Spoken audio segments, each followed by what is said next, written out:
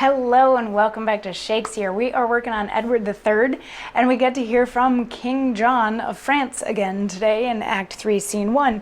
So in this scene, we've been hanging out with the French who are getting ready for the English to invade or getting ready to invade the English. They know that there's a war coming, and they've been trying to figure out just how strong King Edward's army is. And the rumors are that King Edward's armies are pretty strong.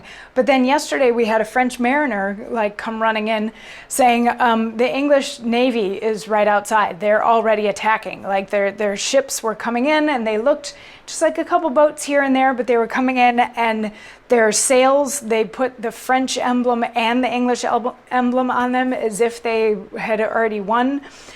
And King John was just incensed by this and how dare he do that, and what did our Navy do? And the French mariner responded that the French Navy went to do what a French Navy does. They went off to fight back. And King John responds, "There's for thy news. Return unto thy bark, and if thou escape the bloody stroke of war and do survive the conflict, come again and let us hear the manner of the fight."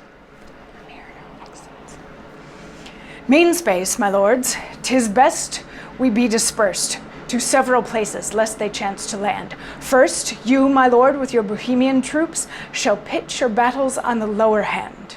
My eldest son, the Duke of Normandy, together with this aid of Muscovites, shall climb the higher ground another way. Here, in the middle coast, betwixt you both, Philip, my youngest boy, and I will lodge. So, lords, be gone, and look unto your charge. And they all leave except for Philip. You stand for France, an empire fair and large. Now tell me, Philip, what is their concept touching the challenge that the English make? So this is King John. First of all, he's nice to the French mariner, which is interesting that somebody's finally nice to a messenger in a Shakespeare play. But he gives him some money and says, if you survive this whole thing, come back and tell me what happened. And the mariner leaves. And then he starts giving instructions. He's like, you take the Germans and go this way. You take these people, some of our French guard, and go this way. My son Philip and I are going to stay here in the middle. So everybody, break. Let's go have a war.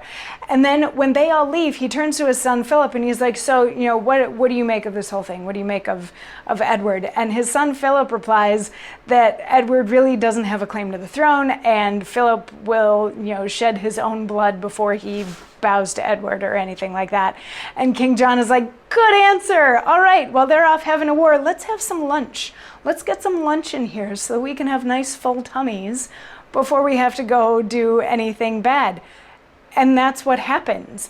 They bring in a lunch, and Philip and John sit there and start talking a little bit about war and how exciting it is to be going to war while they're having a sandwich.